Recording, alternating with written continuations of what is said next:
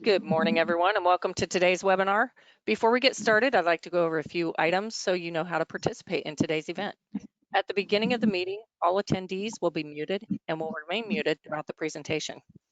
The slide on your screen shows a screenshot of what you should see on your own computer desktop. In the upper right corner, you're most likely currently listening to us using your computer speaker system by default. But if you would prefer to join over the phone, just select phone call in the audio pane, and you can get there by clicking the little white arrow next to the word audio, and the dial-in information will be displayed. If you are experiencing issues with static, interference, or garbled speech, I suggest you connect using this method. You will have the opportunity to submit text questions by typing your questions or comments into the questions pane of the control panel. You may submit your questions at any time during the presentation. We will collect these and address them at the appropriate time. If you are joining by phone, or if you would like to provide input following the meeting, please submit your questions and comments to Luke Stedke at luke.stedke, S-T-E-D-K-E, at drive.ohio.gov. And once again, that's luke.stedke at drive.ohio.gov. I would now like to hand it over to Luke Stedke. Thank you, Jackie, and thank you all for joining us here today. This is our second DriveOhio Alliance webinar. We are focused on smart mobility in Northwest Ohio, and I am pleased and honored to welcome a very special guest. Congressman Bob Latta of Ohio's 5th Congressional District is joining us. And Congressman Latta, welcome, and you have the floor, sir. Hey, well, thanks very much, and I really appreciate the time this morning, because this is a really important issue. You know, in the last Congress, I sponsored the autonomous vehicle legislation bill in the House of Representatives. I was at that time, because we were in control of the House, I chaired the Digital Commerce Consumer Protection Subcommittee. But we were able to work together in a bipartisan manner to come up with a very good piece of legislation. And that legislation actually cleared our committee 54-0 out of Energy and Commerce. That says a lot. I know that you know, we worked across the aisle.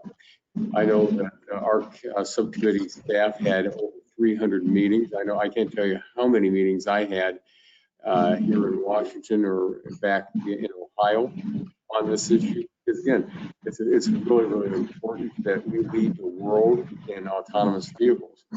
And just real briefly, again, you know, we wanted to make sure that anything that was going to be out on the road was going to be as safe or safer than anything that was on the road today. We wanted to make sure that we had privacy. We wanted to make sure that we had cybersecurity involved. We wanted to make sure that we didn't trample on any of the state's traditional roles. So, you know, we were looking at bumper to bumper, and the state's going to have their role on everything else out there. We wanted to make sure that, especially when we thought about what we could do with this legislation, is to, you know, start reducing the number of traffic deaths in this country. We've seen them not going down, but going up. And then the prior year, it was over 37,000 people have been killed in automobile accidents. So we wanted to see those numbers brought down drastically. And at the same time, we wanted to make sure that we had folks out there that had disabilities. Our senior citizens had the ability to have mobility. Because again, we really saw during what we COVID-19 that people needed to have other ways to get around. You know, that again, if you don't have mass transit or something like that, they needed help. And so if a person would have had the ability to have autonomous vehicles out there, you know, they could have gotten from point A to point B safely. They could have been able to, you know, if they would have had an illness, not expose anybody else. So again, you could have done great things with it. Unfortunately, as the bill cleared the House on a voice vote, which to me was absolutely, I couldn't believe it, because we usually have something that's tough of a piece of legislation like this, but we had worked it, that the bill went by voice. So it went to the Senate. Unfortunately, the trial attorneys pretty much killed this legislation with the Democrats over in the Senate. So, you know, we're going to be reintroducing self-drive. We want to keep this thing moving. because again, the rest of the world's not waiting. We don't want China, we don't want Japan, we don't want any place in Europe to be the leaders in this technology. Again, being the ranker on telecommunications and the Energy and Commerce Committee, that it's also important because again, you know, when you look at Huawei and other companies out there that, especially Huawei, that we went out and we're spending billion, you know, probably over 1.75 or maybe close to $2 billion to rip and replace their equipment that's been put in our telecommunications area in this country. You know, a lot of people get scared thinking, wait a minute, is somebody going to be able to take over my car? So this is where we want to make sure that this is all American related. I've also introduced legislation, especially when I was at Bowling Green State University. It's always interesting to see, and I know we go to church right next to the university on Sunday mornings, watching all the little mobile units leaving Dunkin' Donuts every day and going all over town. It's quite a thing for people to see that what we have right in Bowling Green. And in that area, we want to make sure that we have the ability to work with Commerce to make sure that we have the who, what, where, when, why, how we're going to get these things done, do it with drone technology. Because again, what we've seen happen is that when I've talked to so many companies, not only in Northwest Ohio, but across the country, that they've all said the same thing. They started switching over in 3 to 5 weeks what they thought to be doing in 3 to 5 years. And so this is not going to go away. It's going to get even bigger. So we want to make sure that we're on top of it and that we're leading the way. And as I've always told folks, just to wrap up, one of the things that's wonderful about serving on the Energy and Commerce Committee, we have the broadest jurisdiction of any committee in Congress. But we also, more bills go into our committee in a normal Congress. I can't really say in this one because unfortunately, here we are almost 22 months into this, and I can't really point to things that we've done. But the big part of it is that we look over the horizon 5 to 10 years. So we want to make sure the right laws are on the books and the right regulations are out there to help the entrepreneurs, the innovators across the country. So if I can be of any assistance at any time, please let me know. I probably going on about 1,200 visits in Ohio just in the last 8 years alone since my scheduler came on with me. When she came on, she's been keeping track, but I spent all my time in a car. And I tell you, there's sometimes I really wish it was autonomous. I'm making that hour and a half, 2 hour drive sometimes, especially at night. But if you have any questions or concerns, please give me a call as we work forward on more legislation to really promote what we have to do in this country for safety. So I really appreciate the opportunity to be on this morning. Thanks very much. Well, thank you, sir. On behalf of the Alliance and the participants today, we greatly appreciate your service and your leadership in these areas. So you are more than welcome to stay with us. I know you have a packed schedule, but again, we greatly appreciate your time and your counsel. Thank you, sir. Thanks very much. Have a wonderful day. You too. Thanks. Thank you. Excellent. That's a good way to start, I would say. To follow up on some of the administrative topics that Jackie covered, this webinar is being recorded, so we will share this through our social media channels at DriveOhio, and it'll be on our website, so any of the content can be shared and revisited. As we go through, if you have questions, please use the equipment and the chat box that you see on your screen. And with that, it is my pleasure and honor to introduce a native of Columbus, a man that has transportation and logistics degrees from Ohio State, a master's in public policy from Rutgers University, and over 30 years of experience in the transportation policy and planning arenas. It is my pleasure to introduce Howard Word, the Executive Director of DriveOhio. Thanks very much, Luke, and to all the participants in the Alliance today. Certainly appreciate your time and your participation in this group, which is obviously on the forefront of transportation transformation in Ohio. Luke gave a pretty good introduction. I did come to transportation from the freight side of things. I have a business degree from Ohio State, just by way of introduction. And 16 years with the Ohio Department of Transportation, where I was telling someone this morning, I was very often thrown into things that were new and different and didn't fit anywhere else, which just might describe me, but I think I found a home at DriveOhio. But one example is in the early 2000s, I came back to Ohio from Washington, D.C., and we stood up our ITS program to put freeway management systems in our larger urban areas in Ohio. And, you know, things come around and go around. At the time, there was a young fellow in District 6 named Farzan Ahmed, who was the construction engineer on that project. And, you know, he saw the future, as many of us did, and we have this technology really in all of our urban areas now. I mentioned we are on the precipice of vast change. Intel, for example, estimates our future automobiles will have to process 1 gigabyte of information per second on board the vehicle. That is from all the sensors and all the real-time adjustments and communications that will be being placed on these automobiles. And we're going to need it. Back to what Congressman Latta obviously mentioned, our #1 priority is safety. And we do have an interesting technology story where safety is our imperative.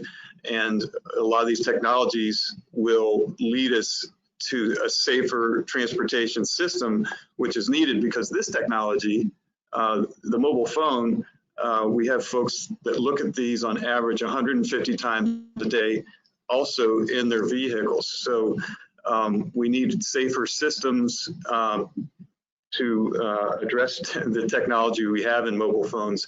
But the future is bright with the developments that we're researching and developing now. So I couldn't be happier to be Executive Director of DriveOhio. It's a great organization with great people. And as I tell everybody, Ohio Department of Transportation, the best DOT in the country. So introducing one of my colleagues right now, Rich Granger, to take over. So Rich, take it away. Thank you, Howard, and welcome aboard and good morning, everybody. This is Rich Granger. I'm Managing Director, Workforce and Economic Development, DriveOhio. So I, along with a great team, are focused on smart mobility, jobs, and talent all around the state. So on behalf of the entire DriveOhio team, I'm just going to share some quick statewide updates. For those in the audience that have joined us for previous sessions, you'll still hear some new information. And for those that are still learning about DriveOhio, we're glad to share our story with you this morning. So the next slide gives kind of well, there's our entire panel. So you'll be hearing from the rest of the panel, and I'll let Luke, our moderator, introduce all of the esteemed colleagues that have joined us from the Northwest Ohio ecosystem as we talk this morning. And on the next slide, I think it brings us into a discussion about smart mobility across Ohio on the ground and in the air. Next slide gives a refresher on our mission and our vision. So if we could go ahead one slide, there we go. So when we say smart mobility, we mean automated and connected vehicles and infrastructure on the ground and in the air, and now featuring electric infrastructure as well. And we'll talk a little bit with some updates on what we're doing in electrification. So that's the what, and the why is on the other side of the screen. We talk about impact across these 5 pillars of safety, mobility, access, reliability, and talent. Safety is #1 right at the top. You heard it from the Congressman, you've heard it from our Executive Director. It is what we think about every day. When you look across the state, this is what our ecosystem looks like. We're expecting to see a few more corridors, a few more projects added within the next quarter or so. So every time you see this map, it'll look a little bit different. You see the Interstate 75 logo added in there as we start to explore some opportunities along that corridor, possibly even connecting states to the north and south. So we'll share a few updates about what we're doing along the way, especially as it relates to Northwest Ohio. The next slide starts to walk us through the portfolio. And so for those that may not have seen it, we recently released our 2020 annual report. available on the DriveOhio website. And so you'll see in that report, we talk about our 5 focus areas. So we talked about pillars, that's more the mission and the why. And in execution, what and where are we doing it? Well, when we talk about these focus areas, we talk about how automated vehicles impact rural mobility to make sure that we aren't just focused on urban settings, but to lift all communities together in the deployment of this technology and all of its benefits. So we talk about rural mobility. We talk about Fly Ohio, our work in the air with unmanned aircraft. We'll give a few updates here. We talk about electrification at a statewide perspective. We talk about smart logistics, and we talk about solutions in and around cities and urban areas. So that timeline there kind of shows you where we've been and where we're going. The next slide will start to walk us through that smart logistics portfolio. We'll start on the ground. We shared during the last Alliance webinar that we had been successful in securing the I-70 truck automation corridor grant from Federal Highway Administration through the ATC MTD program. We're very excited about that award. We're shifting very close to execution mode on that grant. So some of the recent updates are that we continue to reach out with logistics partners in and around that I-70 corridor. And we are moving much closer to kicking off this 4-year program. Current target date is November for the start of the program. The first year is focused on planning activities and a significant amount of outreach. So in addition to these broader Alliance webinars, we'll be having focused events on this topic. And so we'll be communicating that information out through all of our social channels as that project really gets rolling. So we're very excited about that opportunity to deploy truck automation along that important corridor connecting Columbus, Dayton, and Indianapolis. And we're already getting interest from other corners of the state. And as you can see, the Ohio Turnpike is part of that program. So while I-70 runs through the middle section of the state, we do also intend to explore opportunities to deploy some, especially level 4 automated trucks along the Turnpike towards the latter half of that program. So stay tuned for more information on that. On the other side of the screen there, you'll see we're also moving up the automated vehicle pooled fund activities. Those states have started to meet together to talk about how freight automation can be studied by combining funds from different state DOTs.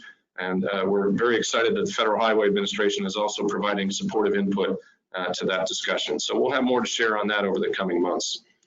The next slide takes us in the air for smart logistics. You can see there was some recent press from one of our great DriveOhio Alliance members, Telegrid, and their Drone Express program recently deployed using the SkyVision system in Southwest Ohio. So you can see on the screen there, they had great things to say, and we appreciate that feedback, and we appreciate our partners. We'll be having more updates soon on all the things happening in and around the SkyVision system and other planning activities.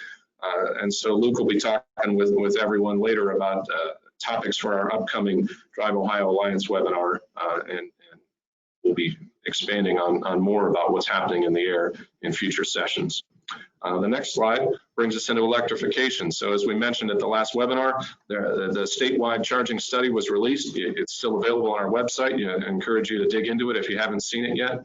And since our last webinar, we've now launched our partners at Ohio EPA have a request for proposals that's still out for local communities through September 30th.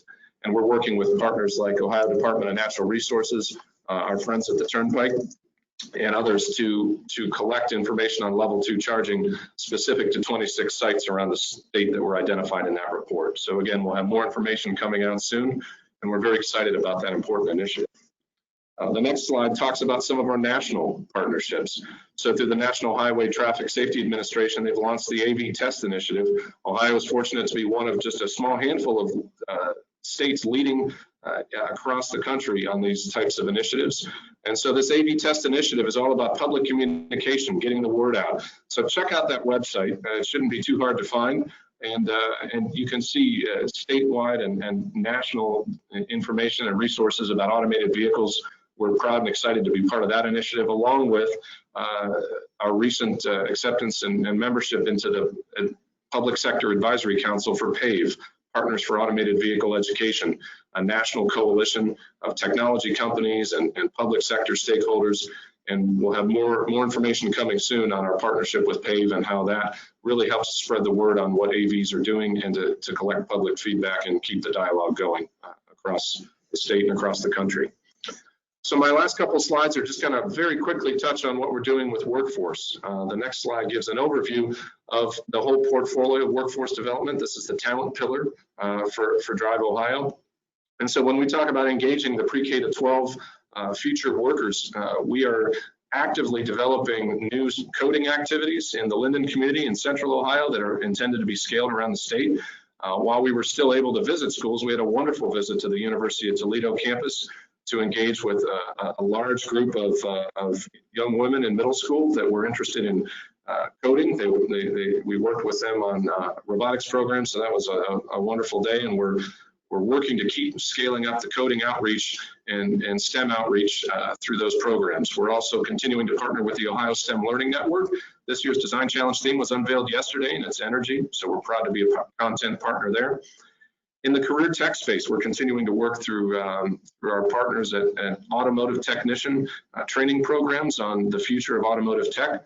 And in the upskilling space, the next slide talks about partners in and around Northwest Ohio that are focused on the future of auto tech, especially as it relates to advanced driver assist systems, or ADAS. AAA has recently launched a very forward-leaning education program, and we're excited to be working with them to help scale that up, and we're exploring opportunities for auto technicians to sign up for that class. We expect to have more updates soon on that exciting upskilling program to keep auto techs at the cutting edge of technology that's already here at what you might call level 1 and getting ready for level 2 automation. And you can see plenty of other partners, including the University of Toledo, are part of that important discussion. The next and just about last slide talks about our statewide higher education partnerships. We have capstone programs going every semester around the state. The participants vary by semester. We had some great programs with University of Toledo in the prior academic year. We've got some exciting programs going at Ohio State University this semester. And we also had a great collaboration with Ohio Northern University and the city of Lima on an exploratory project last spring, and we expect some follow-on work coming up next spring. So you can see a lot of statewide discussion about the future of work and how this ties into all the programs we've just discussed. With that concludes my remarks, and we appreciate everyone being here today. I'll turn it back to Luke for the exciting panel discussion. Thank you. Thanks, Rich. Excellent. We are going to start off with a poll question. So as we get that up, to follow up on what Rich had outlined, our next DriveOhio Alliance webinar will be focused on Fly Ohio. So as we say, DriveOhio is focused on automated and connected vehicle technologies on the ground and in the air. November, we'll have more details forthcoming, but we'll focus on the Fly Ohio initiative and all the exciting activity that's going on across the state and the ecosystem that we have for developing those systems here in the state of Ohio. So poll question number 1, would you ride an autonomous vehicle? Yes or no? Pretty straightforward. Give you a couple of seconds there. And as people are finishing up their voting, I'll introduce our first panelist. Mike Toole is the Dean of the College of Engineering at the University of Toledo. Mike received his BS in Civil Engineering from Bucknell University and his Master's and PhD from MIT. He is a professional civil engineer, a fellow in the American Society of Civil Engineers, chair of the Ohio Engineering Dean's Council, and an elected board member of the Toledo Society of Professional Engineers. He hosts a website focused on construction safety, designed for constructionsafety.org, and as we learned earlier today, is a proud owner and driver of an electric vehicle. So with that, it is my pleasure to introduce Dr. Mike Toole. Very good. Thank you so much, Luke. I appreciate that. I'm going to talk, I guess I put my slides up there. Part of the journey for me is now towards electric vehicles. So when I'm not driving that, I'm driving my electric scooter, all good.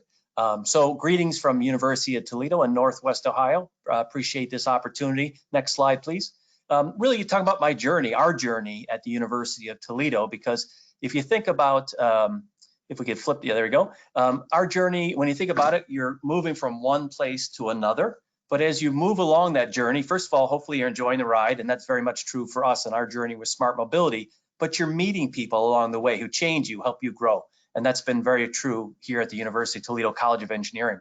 So for us, smart mobility, we started looking at autonomous vehicles. That's what we started at, but we realized that it's so much more. In fact, it's not even just about transportation. So I'm a civil engineer, I love talking about transportation, but in fact, it's about the 3 C's you see here: commerce, communities, and connected systems. I'm going to explain those quickly in about the next 8 minutes. But part of the reason for doing it is we are very much focused on the success of our students and also the success of our regional economy, and in fact, our national economy. We're very workforce centered, very employer centered. We have some partners. Next slide, please. And our partners are the Corporate Partners Program. You see here is our list of folks here, some world-class large corporations that you've heard of certainly, as well as some regional partners you may not have heard more of, but they play a big role in our local economy. So we're very proud to partner with them. We not only they help us looking for our talent, hiring our students for both co-ops and permanent, they're also helping us, shape our curriculum and our program. So we meet with them regularly. In fact, I'm meeting with them on Monday, and just to keep that conversation going. And I think that's very important. The best, in my mind, educational programs, the ones that are informed by your industry colleagues. And you'll hear me say again, Governor DeWine is excellent at promoting STEM education and enabling those jobs to grow. Next slide, please. So I want to talk about, first of all, the idea of commerce, and hopefully the slide, I know it's moving a little bit slow. Hopefully that slide will advance. The commerce side, I'll just keep it going, there we go, is, again, our corporate partners are excited about this. They all know, right? Part of the reason they're here in Toledo and Northwest Ohio is because if you look at the transportation infrastructure we have, the percent of the US population that is within a day's drive is phenomenal. So transportation, really, really important in this area in the Northwest Ohio. And we know also from the commerce side that all the science that we're doing, the engineering we're doing, just like NASA did, is going to have spin-offs for civilian, right? And so there's going to be spin-offs from smart mobility that's going to help all of our corporations, even though it may have nothing to do with autonomous vehicles or connected infrastructure. So also our students are excited about this stuff, right? And so we want to get them to come study engineering and then of course get their degree and go work. Next slide, please. So smart mobility is also about communities, and that's a part of it. As we've heard today earlier, it's about a quality of life thing, right? And it's also about an equity thing, the idea that not everybody can own a car, not everybody, every part of Ohio. Here in Toledo, great public bus system, TARTA, one of our partners, we appreciate that. But outside, sometimes you get into rural areas, there's not that effective public mass transit. And so really need to have some kind of different systems for equity, and in some cases, just to get a job. And so Rich and others have talked about that paradox, no car, no job, no job, no car. So it's hard to do. And so we know we're looking for equity, we're looking for building our communities, smart mobility is a way to do it. Next slide, please. And the third C is connected systems. And so you got, Jackie, just click through all of them if you would. So we have got, if you look at smart mobility and all the systems that engineers like to focus on, there's these components you see, certainly automation, autonomous vehicles is part of it. And we all know that to drive it, sensors are a huge, huge part. Sensors both within the vehicle, also sensors in our smart infrastructure. Lots of data being collected and analyzed. So we can certainly use data tools like our artificial intelligence, deep learning, that helps us be more efficient and safer. And we know that part of those, we've got lots of distributed systems, 5G, sometimes Bluetooth, right? Anytime you're sending that data, you got cybersecurity issues as well. And so if you study all those individual systems, they collectively make up a smart mobility system. But you know what? As you show in the second set of bullets, the same system, the same architecture really underlies so many other things that we care about. Advanced manufacturing, some people call it Industry 4.0. Believe me, a lot of our corporate partners, they are looking to help us and themselves to move forward that industry and make our nation strong again, very strong again in manufacturing. And advanced manufacturing is a way to do it. Again, those same systems that you see up above come together in advanced manufacturing. They also come together in smart buildings, right? So when you look at the idea of energy efficiency, air quality, that sort of thing, that underlies smart buildings and even healthcare, right? So automation, you've heard of the Da Vinci surgical system, but we also have a whole bunch of Internet of Things that are embedded in healthcare these days. And so again, you have issues of cybersecurity. So we can learn from a lot of those things. So last thing on this slide I just want to say is, if you're looking at those systems and you're like, by golly, Mike is right, I need to get my workforce thinking about it. Well, you know what? The governor has given us this great program called Tech Cred, and it's coming from the Ohio Department of Higher Education, where they will give funding to employers, to employees, to get some kind of credentialing in this. Doesn't have to be a whole course. It can be. Doesn't have to be a whole degree for sure. So take a look at Tech Cred and see if that can help, because that's a great program statewide. Next slide, please. So wrapping up, I just wanted to tell you about part of our journey started with this Technology Takes the Wheel series. And you can see we've had about 7 or 8 of them starting back in 2018. And at each one, we're focusing on different elements of smart mobility, not just autonomous vehicles. If you skip down to the last one you see in the blue, that is our next one, focusing on pretty darn exciting public transportation or mass transportation, and that is a Hyperloop system from Pittsburgh right to Chicago, maybe, with stops certainly along the way in Ohio and near Toledo. So really invite you warmly to join in on that. It's free, of course. You'll actually get free, if you're a professional engineer, get free continuing education credit. So please take a look at that. Next slide.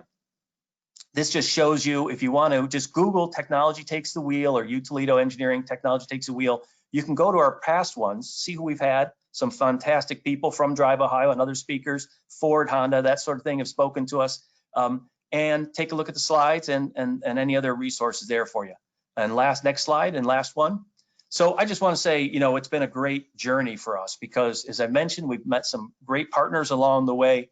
We've got some good visibility, we've had some good projects. So our local TVs have always shown up, sometimes literally at 4:30 in the morning, because there was going to be an autonomous vehicle and they wanted to get their early morning news. Our partnership with AAA of Northwest Ohio, wonderful people, Edgar Avila and others, our colleagues, gotten to know them, really enjoyed it, and been good collaboration. They're now taking this nationally. So what started here in Toledo and at the University of Toledo is now being rolled out nationally. Great visibility for Northwest Ohio.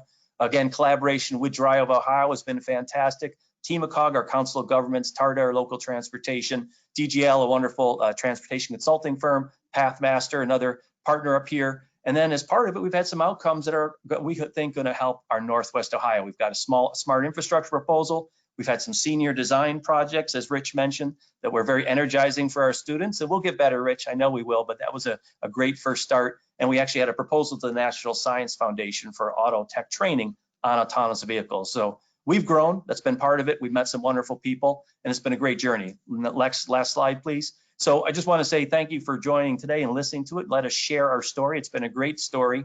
We will continue to grow and collaborate with others. And I just got to do a shout out for DriveOhio, fantastic partner. Sometimes people will say up here in Northwest Ohio, oh, everybody's focusing on the 3 C's. Heck no, we get lots of attention up here in Northwest Ohio. So Luke, thank you, sir, and delighted to have the Howard Woods new leadership and look forward to collaborating under our future. Thank you. Tool. And like I say, people kind of, hopefully they say it. We say smart mobility is a team sport, and you've been a wonderful partner, and we greatly appreciate the support and continuing that relationship. So thank you very much.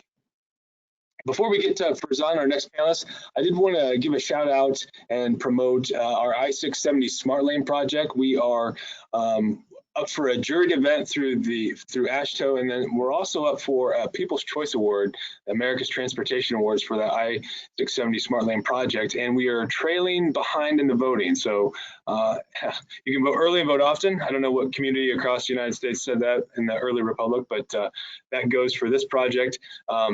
Both awards are $10,000, and if we win either or both, we will support COSI and their new STEM learning kits that they have used during the current situation. So I appreciate that type of support as well. Our next panelist, Farzan Ahmed, has served as the Executive Director of the Ohio Turnpike and Infrastructure Commission since February of 2019. He attended Kansas State University and graduated with a bachelor's degree of science in electrical and computer engineering. Farzan is a registered professional engineer in civil engineering and served on the Ohio Board of Registration for Engineers and Surveyors. He began his career in transportation in 1992, as we've heard, at the Ohio Department of Transportation, ultimately serving as Deputy Director of ODOT District 6 from 2011 to 2016. Most recently, Farzan served as Vice President and leader of AECOM's Ohio Transportation Practice. In that role, he worked with ODOT and as AECOM's project principal for DriveOhio Autonomous and Connected Vehicle Planning Projects and the Morpsey Hyperloop Feasibility Study. It is my pleasure to introduce Farzan Ahmed. Good morning. Thank you so much. It's my pleasure to join you. And one of the takeaways I got from Dr. Toole's talk is, when we look at the Ohio Turnpike and the cities in Northern Ohio, we think of those cities as extensions of the Turnpike because that's how you get to them. Dr. Toole, you'll be hearing from me soon. The first takeaway that I got from you is we need to do some work together. That would be the Ohio Turnpike and the University of Toledo. Whether it's to bring in some interns into our organization or whether it's to look at some smart mobility projects together. And that's one of the great things about DriveOhio. It's this conversation that has facilitated what I hope is going to be a new partnership between our organizations. If Jackie, if you would please, okay, there you go. I'm going to talk about this slide for a sec, but first I'm going to talk about my friend Howard Wood, since he reminded me of those good old days and talked about the young engineer in District 6. I want to clarify the young part still applies. What he was talking about the old projects, but it was a pleasure. Back in those days, we were putting in interconnect cable in the city of Columbus throughout I-70, 71, and 270.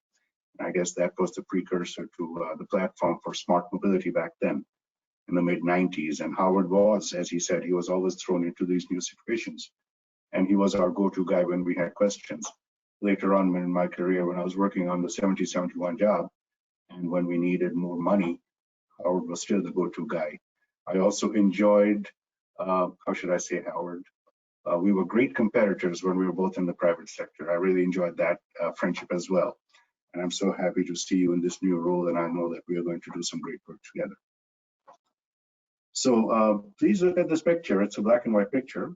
It's from 1984. And that's a picture from when a fiber optic cable was being installed on the Ohio Turnpike. I can't remember who the executive director was at that time. I'm feeling it was Mr. Alan Johnson. I'm going to see him on Friday. We have a bit of a reunion with the former executive directors, but I'm going to ask him about that. I'm going to ask him basically, why did you think about that when in 1984 fiber optic was not something that everybody was putting down? In fact, as you guys know, a lot of you know, today in 2020 there are other agencies, Pennsylvania Turnpike, Indiana Turnpike, and others who are now putting down fiber optic cable. So what led the Ohio Turnpike back in 1984 to be so futuristic, so to speak? But that has been one of the hallmarks of the Ohio Turnpike. Jackie, if you move on to the next slide, please. And the next slide, I'm going to talk about the fact that the Ohio Turnpike is the Midwest's first connected highway. Now, a project that you do in 2017 is obsolete, and that's fine. Things happen, things change, and then new things develop. Having said that, back in 2017, my predecessor, working with some remarkable people at the Turnpike who are still there, Travis Bonnet, Brian Kelly, and many others, put together this program. And I'm just going to describe what you see on the screen. These numbers, 135, 140, 142, etc. These numbers represent mile markers, and each mile marker is an interchange or an exit or an entry on the Ohio Turnpike. So this is a 52-mile section of the Ohio Turnpike, south of Cleveland. It goes from what we call Amherst over to the Streetsboro area, and in this area we installed back in 2017 15 DSRC units, and the idea was, let's figure out how we can promote a vehicle to infrastructure connection just to see if it works. So basically this was a proof of concept project. Along with those 15 units, we installed onboard units in 38 of our vehicles. There are lots of lessons to be learned, and I'll just mention too, because I want to talk about the present as well. As basically, I'm going to take you on a journey from the past into the present and what we're doing on the Turnpike right now for the future. So one of the things we learned is when you install these units in the field, be careful of the snow and ice. Snow and ice does splash, and if it splashes onto these DSRC units, it can be a maintenance issue. So you got to install them in a way that they're safe. The other thing is that when you're installing the onboard units inside dump trucks, now dump truck, when you look at it outside, from the outside, it's huge, it's mammoth, right? On the inside, there's not that much room because there's equipment that makes it possible for a dump truck operator to use snow and ice operations and so on and so forth. So putting an onboard unit is tricky. So these things, these were some of the lessons that we learned, some of the non-technical lessons that we learned when it comes to installation. The project was successful in terms of communications between the vehicle and the infrastructure. And as I said, this technology is now obsolete, and we will, in a couple of slides, I will be talking to you about the new technology that we're implementing, building on the back of this very first project. So next project, please. Next slide, please. Thank you. So Dr. Toole, you're going to be happy to hear that you can bring your electric car to the Ohio Turnpike and not run out of charge. You can go all the way from Toledo to Berea to come and visit with me, and on the way you can stop at 4 of our service plazas and charge up your vehicle. This is a picture from last year. DriveOhio was right there with us when we dedicated these charging stations on the Ohio Turnpike. I was hoping that today I would be able to announce that we have entered into a partnership with another company to install chargers on all of our service plazas. We have 14 service plazas on the Ohio Turnpike. But because of COVID and some other issues, their process has slowed down a little bit. So obviously I can't make that announcement now, but I will be hopefully making that announcement perhaps at the next DriveOhio meeting. Let's keep our fingers crossed. Our goal is to have charging stations in all 14 of our service plazas. So we look at that if you go to any of our service plazas, you're going to see a really nice area where you have all the fuel pumps. What our vision is it's not about gasoline, it's about whatever your vehicle needs. Today you could have gasoline as well as electric. Are there going to be other modes of charging vehicles in the future? Hydrogen, I don't know, propane, but whatever there might be, let's have all of those options available. Let's plan to have all of those options available in a fueling area of the service plazas and gas stations and so on and so forth. And next one, please. Next slide. Since we are also talking about electrification when it comes to infrastructure, one of the things we are looking at is the electrification that goes beyond charging. Of course, I'm talking about in-lane charging. That's nascent technology. It's being researched right now. SELECT is the Sustainable Electrified Transportation Center, University of Utah and University of Colorado and others. I got to know them when I was with AECOM, and they had a session at Purdue, and I stayed in touch with them. And the Ohio Turnpike has now entered into a partnership with them. And what does that mean? So, well, that means we are going to support. We are not the researchers. We must all know the role that we play. Our role, we are the providers of infrastructure. So how can we support what people like SELECT, what people like Dr. Toole do? Well, we can make our infrastructure available to you to implement the things that you have discovered through your research. What's our goal? What is our dream? What's our aspiration? Well, simply that when it is time to actually take the research and implement it into a practical project, think about us. We have the infrastructure, we have the service plazas, as well as the long ramps that go into the service plazas. And in the Youngstown area, I want to give a shout out to my friends in Youngstown and the Lordstown area. Well, we've got Lordstown Motor Company that's going to be America's first electric truck. So if we are working together, is it too much for us to think that it might be possible that the first in-lane charging system would be somewhere in that area where DriveOhio, the Ohio Department of Transportation, the Ohio Turnpike, Lordstown Motors, as well as our partners at Eastgate and all of them could work together to build that first in-lane charging area in that part of the state? Well, it's not far-fetched. So we're going to keep that partnership going with SELECT, and let's see what we come up with in the future. Next slide, please. Okay, I'm also going to talk about solar energy, and that idea comes to us from fiber optic. And the reason is that the first slide that I showed you going back to 1984, when that fiber optic cable was installed, there were 2 runs. I can't remember if it's 2 runs of 12 fibers each or 2 runs of 24 each, but one of those clusters belongs to the developer, to the company that installed it, and the other belongs to us, to the Ohio Turnpike. And that is why every facility along the Ohio Turnpike, all of our plazas and maintenance facilities, etc., are connected through that fiber optic cable. And for the other cable that belongs to the utility company, we get money. We monetize it. That's it's a source of income for us. So thinking about that, building on that, attending seminars such as the ones provided by DriveOhio, our team members started thinking about what else can we do at the Ohio Turnpike. Well, recently in Cuyahoga County, I believe it was the village of Brook Park in Cuyahoga County, working with their electric company, built a solar field on an old abandoned trash site. And as a result, they are now getting free energy, and the electric company is now monetizing what they can through the solar field. There's a nonprofit organization in Georgia called the Ray, as in Ray of Sunshine. And for those of you who are not familiar with it, I encourage you to look at it. They are innovators. They are amazing people. So they have done stuff like this before. So we went down to visit with them last year, and we saw what they had done.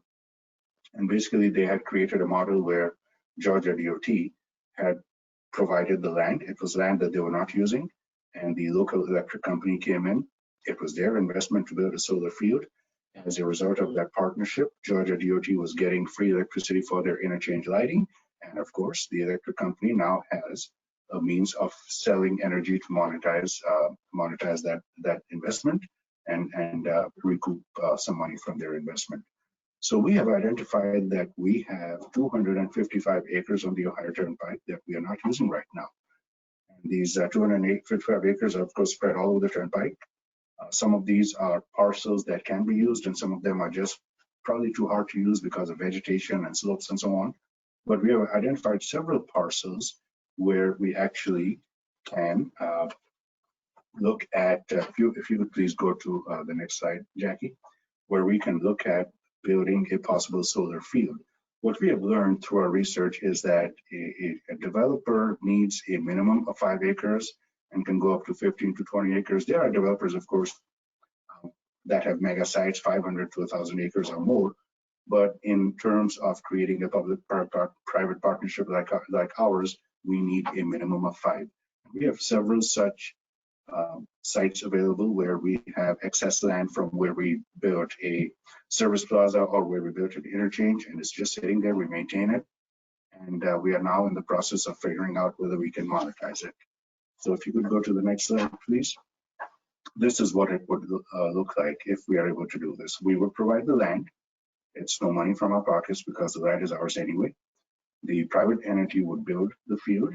We would get free energy, hopefully to power whatever is closest to that solar field. And then the private entity would sell the rest of the power so that they can profit from their investment. Next slide, please.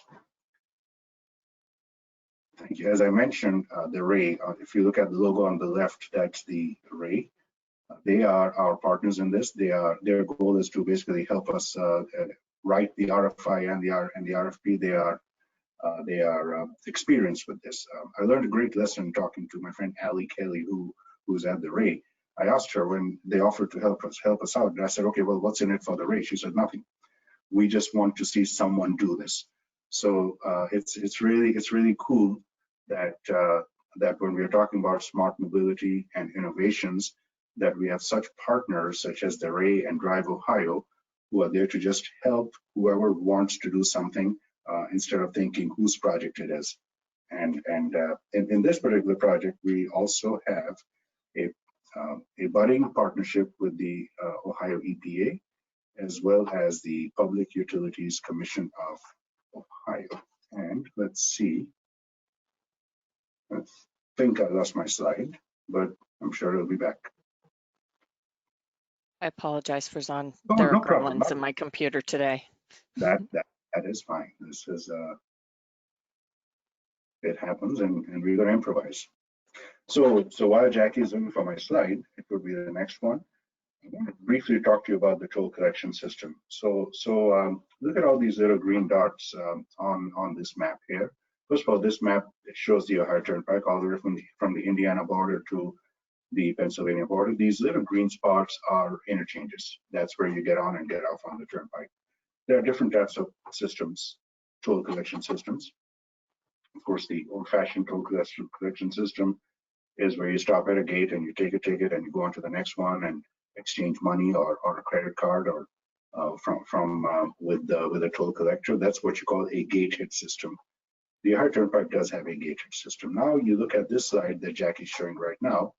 This is going to be our new system. We are currently in the process of designing our new system. It will take every bit of 2 years for us to implement it. And when we implement it, we will have what's known as an open road tolling system. So there are 3 systems. I have, as I said, the gated system, then there's something known as open road tolling, then there's something known as all electronic tolling. All electronic tolling is not what we are doing. I'll tell you briefly what that is. That is when you've got no gates, no nothing, you just keep going. If you have a transponder, it gets charged. If you don't have a transponder, somebody takes a picture of your license plate and sends you a bill. What we are doing is what we call a hybrid system. And the hybrid system, next slide please, Jackie. The hybrid system basically means that there will be an option. You have the option, if you have an easy pass, to go straight through, get on and get off without stopping. But if you don't have an easy pass, then you can get off to the side where there will be toll plazas and toll booths. Why are we doing the hybrid system? 2 reasons. Number one, our easy pass penetration in commercial trucks is about 85%. So 15% of the trucks that use the turnpike don't have an easy pass. But our penetration rate for passenger vehicles is only about 65% or so, 66, 67, but less than 70%. So if we implemented all electronic tolling, we would be chasing 30% of our passengers and 15% of our trucks for money. And let's face it, life is life, things happen. Some are going to pay and some are not going to pay, and it's going to turn into a huge collections effort. Other agencies have done it with these types of penetration rates, and what they have found is a huge decline in revenue. We are a business, we are a government business. That's not a good decision. The other part of that is not just business, it's also about people. We have toll collectors. The turnpike this year celebrates 65 years. We are the highest rated turnpike in the United States of America. That's your Ohio Turnpike, and you should be proud of it. And I credit the people for that, including hundreds of toll collectors on whose backs we have built this turnpike. Going to all electronic tolling means their jobs are gone. We're not going to do that. My predecessor made the decision not to do that. I upheld that decision. I think it's the right thing to do for us, is to maintain the jobs of the people. And over the next 10 to 15 years, through attrition, there will be an opportunity for us to go to all electronic tolling. And I think that's the right decision that we made. So let's move on to the next slide, and we will talk about, okay, so this is what toll plaza is going to look like. Don't worry, the pavement's not going to be green. We just wanted to show what it looks like. The lanes in the center that say easy are the express lanes where you don't have to stop, and the lanes on the side still have toll booths where you can go up, get off, and get the toll booths. So now we can go on to the next slide, please. So let's talk about the future of connected vehicles. I mentioned in the beginning that we had done our DSRC project back in 2017, and because of technology, it's already obsolete. Last year, again, look at DriveOhio. Last year, DriveOhio invited me and my colleagues to visit with Ford Mobility at a conference in DC. And from that meeting, developed a partnership between the Ohio Turnpike and Ford Smart Mobility. And what we have done is we've divided the project into 2 phases. And 2 phases. Phase 1 is basically to set up vehicle to infrastructure, vehicle to CV2X connections. What we do is we have TIMS messages. These messages are displayed on our website as we find out information on the highway. But as part of this project, if you go on to the next slide, Jackie, I can explain that. Thank you. So on the left, you'll see a typical turnpike vehicle. In the middle is a screenshot from a phone that has been provided to the turnpike employees who have these vehicles where this app, Ford developed an app, and this app has been downloaded on our phones. And through that app, there's a connection on the right. What you see is the sync module inside a brand new Ford vehicle. So the sync module connects with the phone, and as we put out our TIMS messages on our websites, those TIM messages go straight through the phone onto the sync device, therefore creating that communication between our messages and the Ford vehicle.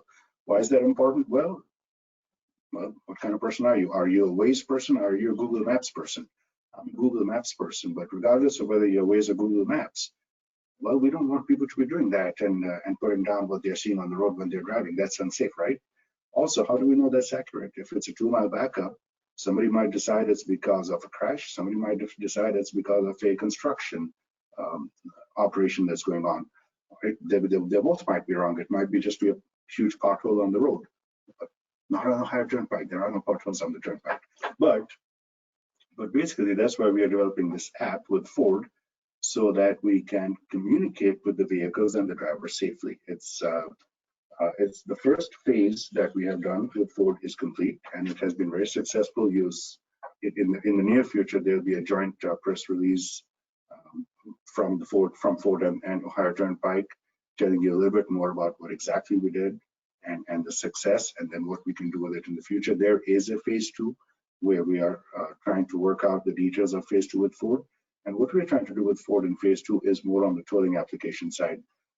I know that there are many people in the engineering and consulting community who are probably listening to this webinar. On the tolling side, as you know, that we have transponders. Does the future have transponders, or is that going to be some other way of paying tolls or vehicle or VMTs? And those are the types of experiments that we wish to conduct with Ford, so that we can be ready, so that infrastructure providers such as ODOT and the Ohio Turnpike, which is a toll facility, can be ready for the vehicle of the future. Next slide, please. All right, I guess as far as the projects that we're going to do, those are the only projects I wanted to share with you. I do want to once again give a huge shout out to our friends at DriveOhio. I agree with Dr. Toole. It's not just about the 3 C's. They are everywhere. They are working hand in hand with us and with Eastgate and with Lordstown Motors up at Lordstown.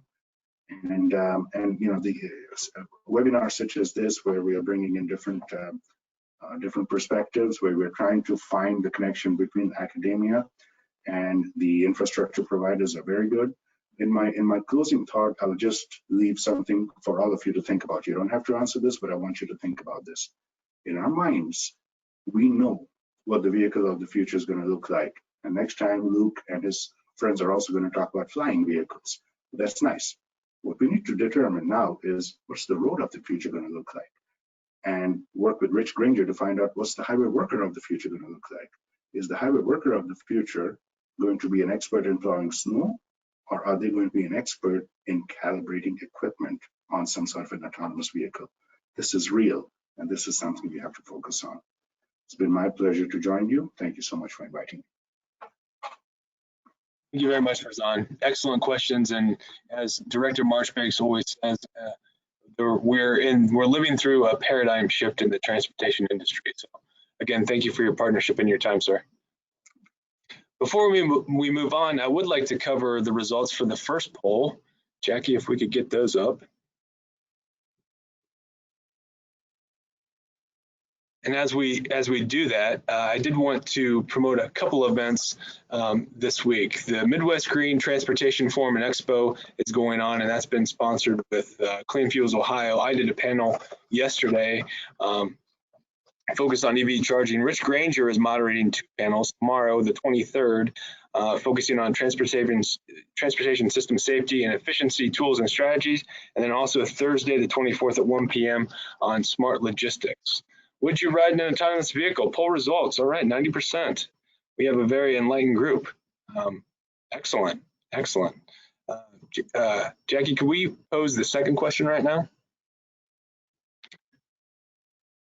And as she does that, I can also cover another event. Dean Toole talked about AAA Takes the Wheel, Technology Takes the Wheel events and scaling them statewide. And we have our first one September 30th from 10 to 11 a.m.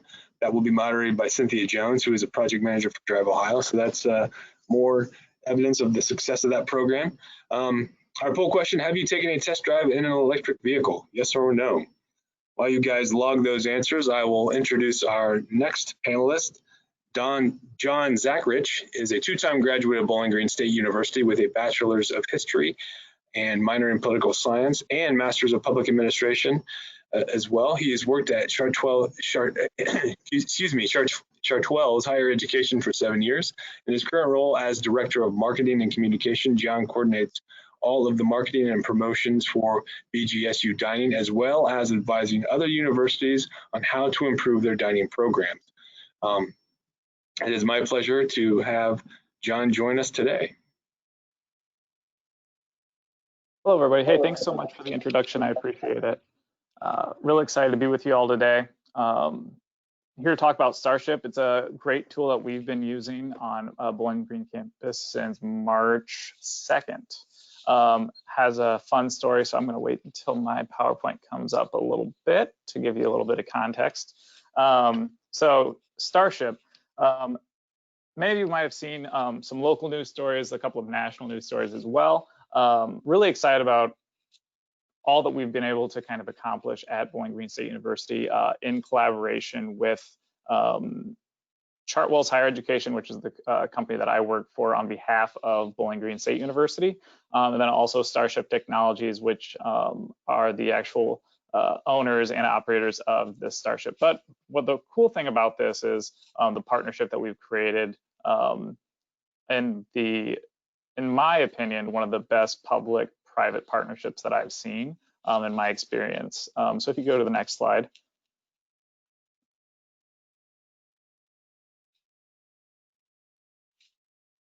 Awesome. Hopefully you all can see. I threw in a little bit of B-roll of the robots running around, so hopefully that'll keep up with the screens. But like I mentioned, this is a strategic partnership. We've done a lot of really fun and exciting work when it comes to that collaboration between Bowling Green State University, Chartwell's Higher Education, which is a contractor for food service all over the United States, Starship Technologies, and also the city of Bowling Green. Bowling Green, Ohio is, like most places in Northwest Ohio, very flat. There's a lot of really good sidewalks and those sort of things. So when we were first approached about bringing Starship Technologies onto our campus, they were excited because we were the perfect model of a university that's flat, highly accessible, but also complex enough that they could really, I would say, flex their technological muscles, Starship at least. So they were excited about that for sure.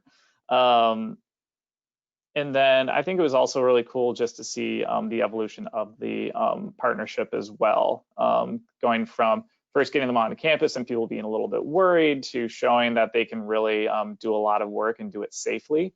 And then speaking with the city, the university and the city spoke a lot about safety, and really it only took one meeting where they got to basically meet the robots, learn about the technology and the safety procedures, the fire, the police, the city administrators, and they were all on board just trying to find really good examples of ways that we could utilize this both on campus, and then what I'll talk about a little bit is off campus as well. So if you could go to the next slide.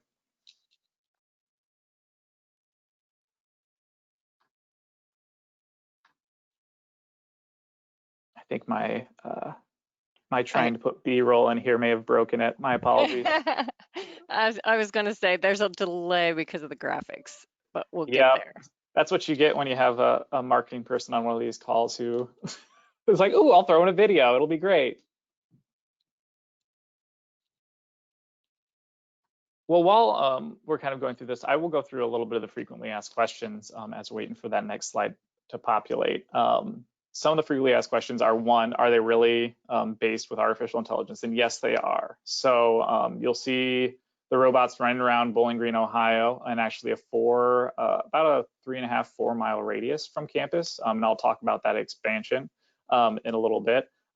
They use a really cool system of, and I have been given the, we'll call it the non-proprietary version of the how the system works, which I'm kind of excited about.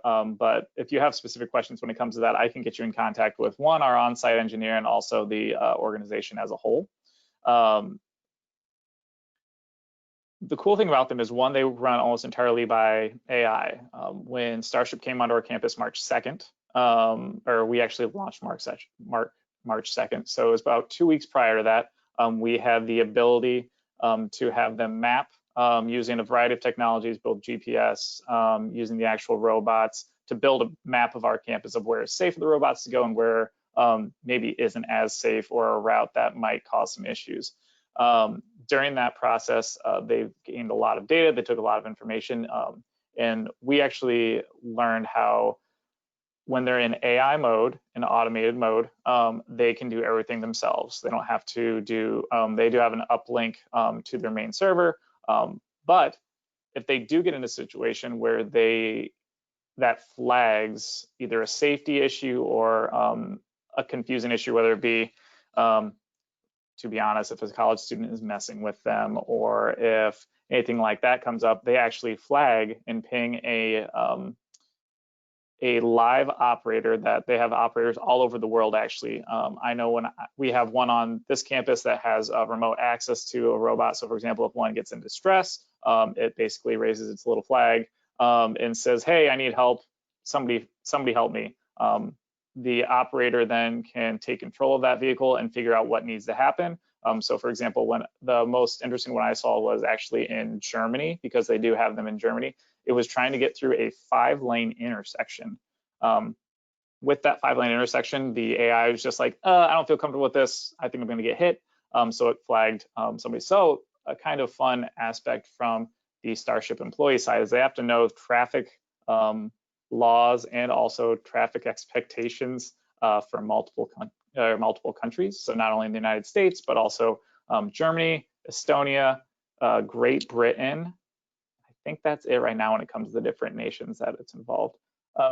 So did I actually break the PowerPoint?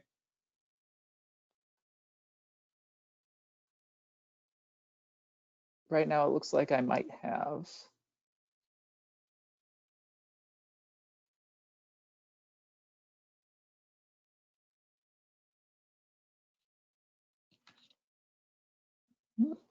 All right, well, I'll keep talking. I can actually go through most of it. The big thing that I want to talk about, and I'll kind of go back to our expansion and the real delivery, but as a whole, with the story, March 2nd came onto campus. March 16th, unfortunately, is when the state of Ohio moved forward with stay-at-home orders, which changed the whole idea of what Starship was doing on campus. So on campus, starting March 2nd, we actually had 9 different locations that were in the delivery portion.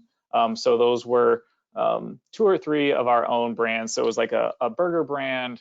We had a salad, like to-go brand as well. We also had Panda Express, Marco's Pizza, Starbucks, and also Dunkin' Donuts. So all those were actually on it. And I think we may have, and also we had some convenience stores on our campus that do convenience items.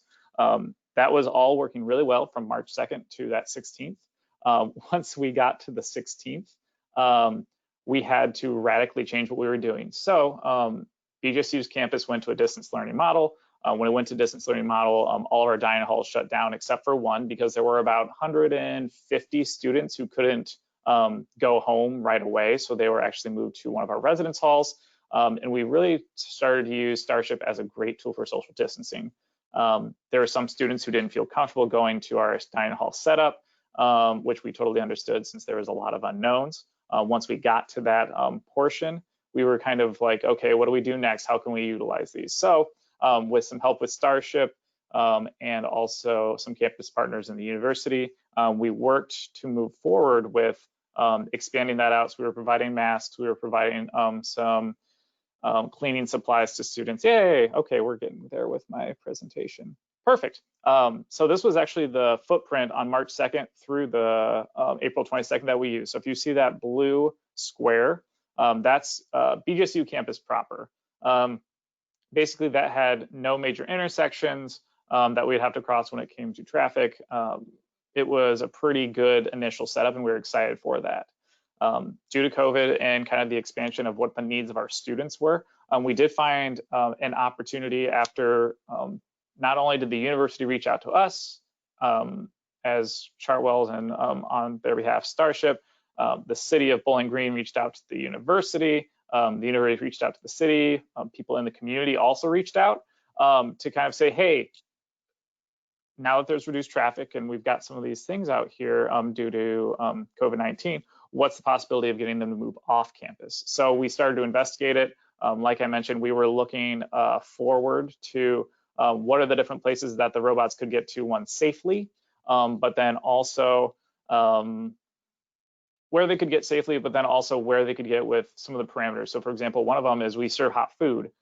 So they would have to move, they move about 4 or 5 miles per hour at top speed. So we had to figure out where, for example, we used Panda Express because we figured it was a good model for it to do a temperature test. So from the time that it went from Panda Express into the robot, and then the farthest place it could go while still maintaining temperature for food safety was about 4 miles. So if you look, and if you know the city of Bowling Green, this map of our expansion that happened on April 22nd would get all the way down Route 25, close to where the Big Lots and a few different other places downtown, or down closer towards that side of town. So we were really excited about that. You can leave it on this, you can leave it on that last slide. Yep, right there.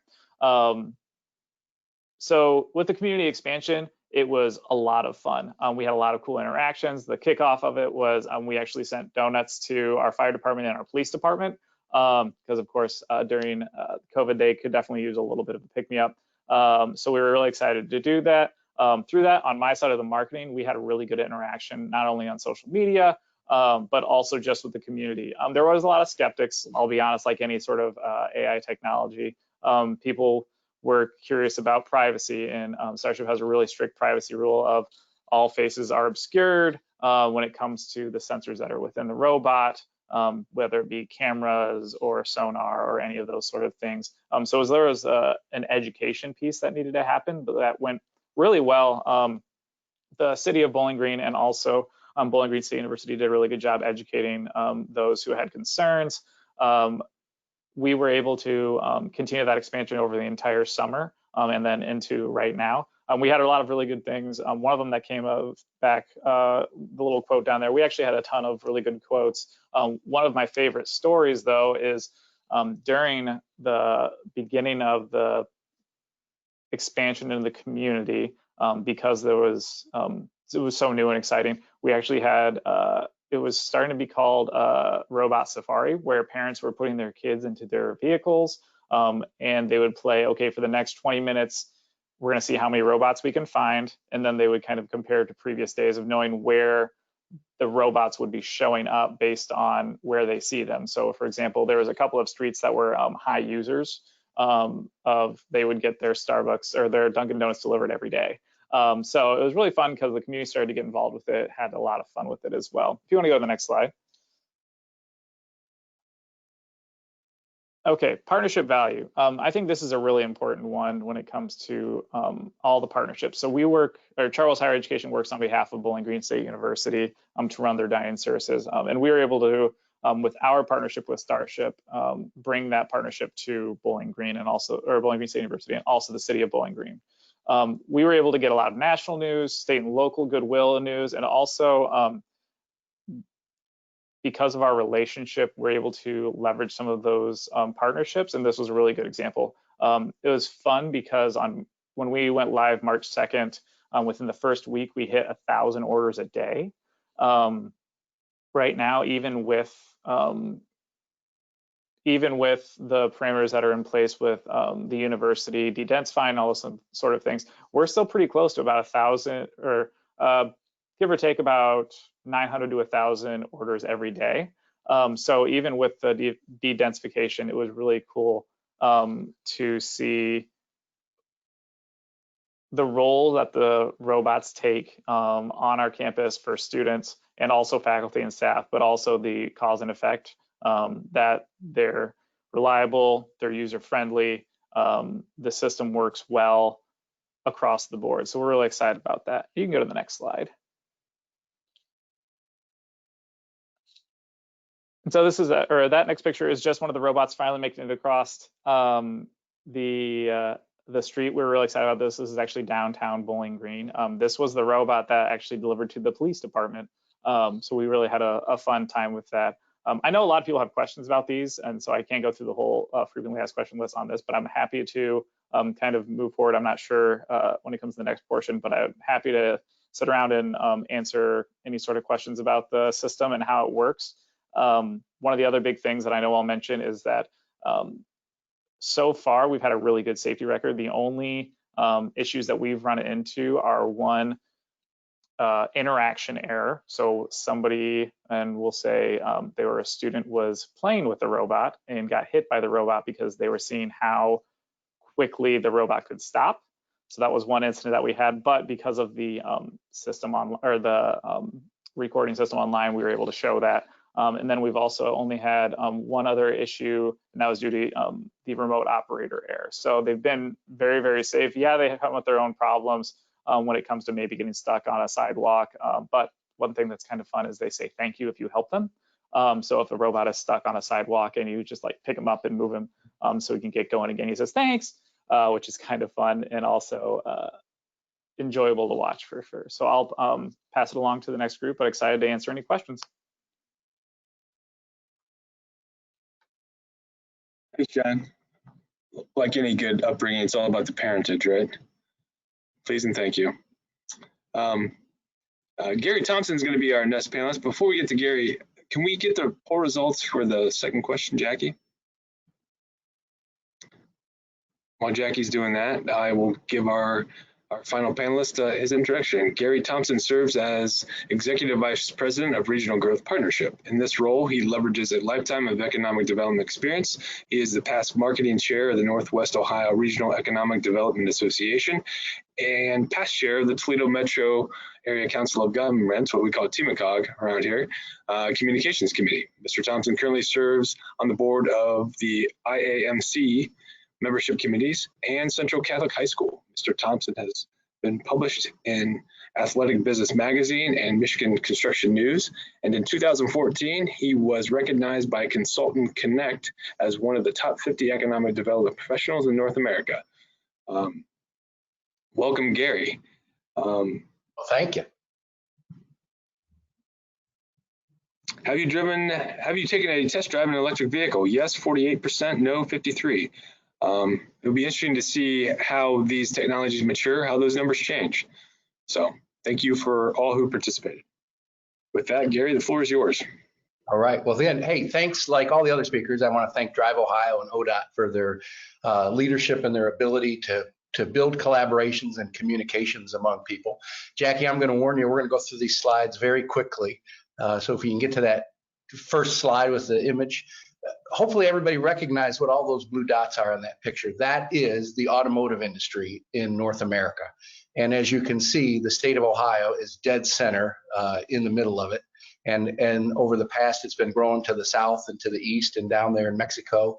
And, you know, one of our charges is as this mobility and smart technology takes over, that we keep that market share and grow that market share in Ohio. You see Kim Hill's name on that opening slide. He's our partner with HWA Analytics and what we're calling the Toledo Smart Technology Hub. And it just seemed like a very easy place to start in the automotive world. But a lot of what we're going to talk about in the next few slides really applies to all the industries of Northwest Ohio, like food and logistics and advanced manufacturing and energy. Next slide, please. So the situation for Toledo, and when we say Toledo, we mean Northwest Ohio. So, you know, it's the brand that Klinger created on MASH. So we live with it. Our friends in Bowling Green and Findlay and other places, Defiance sometimes take issue with that, but we all work together and we promote a lot of great things that happen throughout our region. So there's a lot of new automobile technologies that are occurring. CASE is maybe the best example, right? So we have connected, automated, safe, electric, all those kinds of things. Talent attraction becomes just a critical issue. Even before COVID, it was worse. After COVID, it really doesn't seem to be getting any better. And what we find is a lot of times companies need to go where the talent is, and there luckily is talent in Toledo. In Northwest Ohio, we have a great real-world test bed. So if you think about downtown Toledo, we have a gridded street system. We have a university. We have a freeway system. We have an airport. We can go to places like Bowling Green that are a little more rural. But again, they have a gridded street system. They're open to new ideas. So we're a great place to do these kinds of things.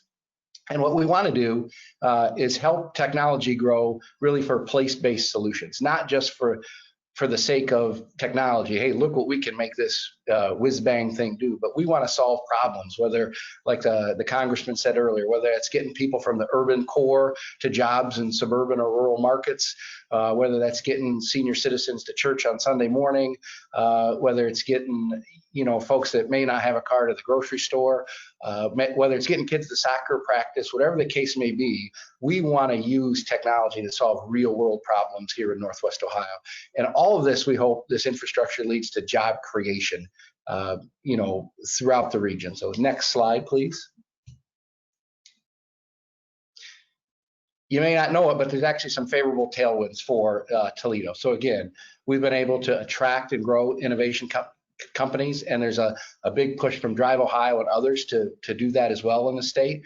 We've got a heritage and history in the automotive sector. Jobs Ohio is pushing the automotive sector and doing a lot of things to connect regional parts throughout the state. Again, DriveOhio and ODOT are putting in technology systems and test pilots on the Turnpike and other places. You guys have seen the maps earlier. Our Toledo geography really puts us in the closest proximity to Detroit, the Motor City. So when we travel internationally, we tell people we're a suburb of Detroit, and it connects us to all of that automotive production and knowledge that occurs in Detroit. So we have a great asset base in Northwest Ohio in terms of suppliers, assembly plants, and all those great things. And lastly, specifically to automotive, if you think about Ann Arbor, Detroit, and Toledo, we really think we can create a real great smart mobility triangle. And geographically, we're all the same. Next slide, please. So our idea is to establish this technology hub that focuses on these solutions, with the goal of helping community, state, and regional partners to do research and implement that research and lead to job creation, with the outcome of hoping to help all citizens, live their lives to their fullest potential. Whether that means getting a better job, sending your kid to a better school, living in a better home, whatever the case may be, we hope technology helps the human experience here, and we hope that leads to research and job creation. Next slide. So we think our solution is to build this coalition, to use our cities throughout Northwest Ohio to become a smart city and help develop those systems. We're doing an asset map right now. That's some of the work Kim Hill's doing, as well as a SWOT analysis.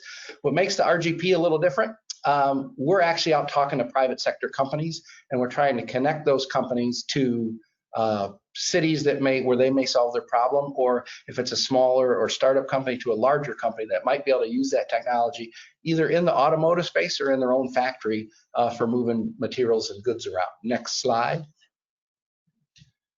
This is probably the most important slide in the work that we did with HWA Analytics. What we found, what makes a smart city, what drives technology, and almost all the smart cities like Austin, Texas, Pittsburgh, Columbus, Ohio, Indianapolis that you look at, they have these 8 buckets or pillars. So they're focused on education, on partnerships, on investments that need to occur, on policy. So does the local city let autonomous vehicles go down the road? You just heard from our last speaker, the city of Bowling Green was very open to that. Infrastructure, you need those sensors and all those things throughout the system. You got to have talent, local expertise in terms of private business, and you need that entrepreneurial ecosystem. Next slide, please. The good news is Toledo in Northwest Ohio has a lot of these assets in place. So again, we have a lot of great educational institutions. And I always like to point out, Columbus and Ohio State, yeah, they're in the state. We can get there down 23. We know how to get there. But if you turn your car north and go 45 minutes, you're in Ann Arbor and you're at the University of Michigan, where that has a great engineering school as well. So we can take advantage of both of those. Public-private partnership is kind of in the DNA here in Northwest Ohio. So we work through those all the time. And we have lots of investments that are occurring, as well as new groups that are starting to fund the entrepreneurial startups as well. Next slide, please. We've talked about these things in terms of infrastructure, talent, so we can move forward to the next slide. Here's the alarm bell, right? Toledo is the fourth most automated manufacturing center in North America. And as automation takes over, there's a risk from McKinsey that says all of those jobs in your auto, glass, rubber, energy sector could be outsourced to automation. Most people take that as a risk. We think it's a huge opportunity to attract smarter jobs, to attract automation companies, automation service companies, because somebody still has to monitor those plants and make sure products are produced, of high quality. Next slide, please. This is my favorite slide. So as we develop the smart technology triangle and a smart hub, we're already leading to action items. So we're not creating a 3-ring binder that we're going to put in the shelf. We're developing tasks. And one of the great things about Northwest Ohio, and somebody said it earlier, is everybody has to know their lane. So here at the RGP, we're not looking to really be in charge of anything. We're kind of pointing out, hey, the Toledo Regional Chamber of Commerce does that. The Ohio Manufacturers Association does that. So how do we work with them? DriveOhio does these other things. How do we put them in these categories and just help make sure that everybody's connected and coordinated and that we're all rowing the boat in the same direction? From our perspective in economic development, that direction is to gain more capital investment and higher level job creation in our region. Next slide. So we've done a lot of things so far. This is kind of a list of meetings and places that we've been. One of the most exciting things is we found one of these startup companies in TiVo, and that's really Kim Hill's role. He runs around Michigan going to lunch with automotive engineers and all kinds of other folks. And we brought in TiVo down, and they did a pilot program with TARTA. They've had discussions with the University of Toledo and BGSU about their bus system. They have a technology that serves as a pedestrian warning system. So we've demonstrated that we can bring these companies to Toledo. They're happy to come to Northwest Ohio and participate with other institutions and deploy their technology. Next slide. This is our ask. How can people help us? You can help by joining our coalition, referring others to the coalition, connecting us to companies and communities. Most important, be available to meet with companies that have technology. So if Gary Thompson from the RGP or Andy Lorenz from the RGP calls you and says, hey, we have a company coming to town, we hope you'll make some time for them. Understand that we typically vet that company. Tell us about your automation wish list. Tell us about problems that you have that you hope things that technology could solve, and maybe we can find a partner that can solve that issue for you. So next slide. We want to end with this. So we put the RGP logo there. This is DriveOhio's slide. If you notice all the dots and projects going on all over the state, our charge today is next year when we do this seminar again, that there'll be a lot more dots up there in the northwest part of the state in DriveOhio. We'll have a lot of things to say about projects that they've been involved with here in Northwest Ohio. So again, thank you for your time. Hopefully I didn't go so fast that you couldn't hear. And Jackie, really thanks for your assistance on the slides. And Luke, appreciate the invitation. Thank you, Gary. So we've gone over a little bit. I apologize for that. I want to thank everyone for sticking with us.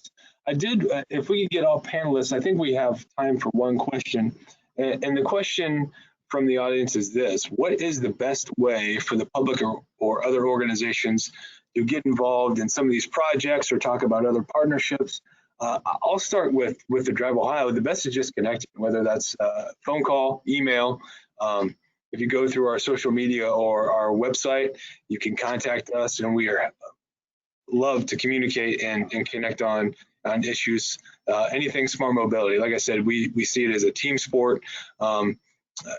just a note to the audience, if you have questions specific to myself, DriveOhio, or any of our presenters, please feel free to reach out to me and we will connect you with the information and the individual you need. So I want to thank our panelists. I want to thank Jackie, and I will give you guys the last word to answer that question. What's the best way to connect on some of these projects? Well, I'll alphabetically. We are a commission, which means we have commission members who vote on the projects that we do at the Ohio Turnpike. So the best way for you to stay in touch with us, if you know people, if you know me, if you know Brian, Tony, or Travis, stay in touch with us. If you don't, well, you can know us now. Otherwise, what you can do is just watch our commission meetings there on the third Monday of every month, and we provide regular updates on those meetings. Luke, and just say that you can go to www.rgp.org. It's easy to remember. You can find all of our contact information. And like I said, if you think you have an opportunity or a problem, we're looking to solve problems and find solutions and introduce real world case studies. So feel free to give us a holler, email, text, whatever the case may be.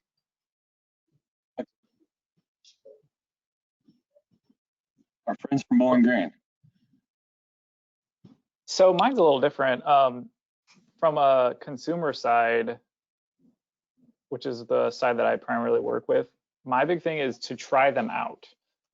So I think some people are worried, and I know this is one thing that we came with an educational piece to the greater community, that people were just kind of like, oh, well, I don't want to try it, like it's weird, or like my biggest thing is to encourage them to become more, to understand the greater goal of these robots. Because for example, we ran into a big push of like, oh, you guys are taking jobs away from students. I know this was discussed a little bit, but like we've actually had to add on 20 jobs that we wouldn't have had prior to the robots. So it's one of those things where once you move forward and you have people kind of get used to the system, those come up. The communication side, which I know this group does a really good job with, is just making sure that they know, like, yeah, I understand we may have had 3 delivery guys beforehand within BGSU dining.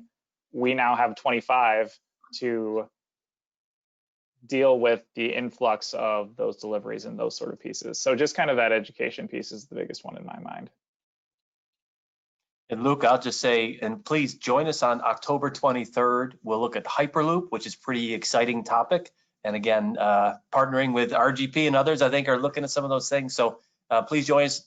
The cost is free. And like you say, you can get even free professional engineering, continuing education credits. October 3rd, just Google Tech Takes the Wheel. Thank you. 11 o'clock. No, thank you again. Thank you for your time and your expertise.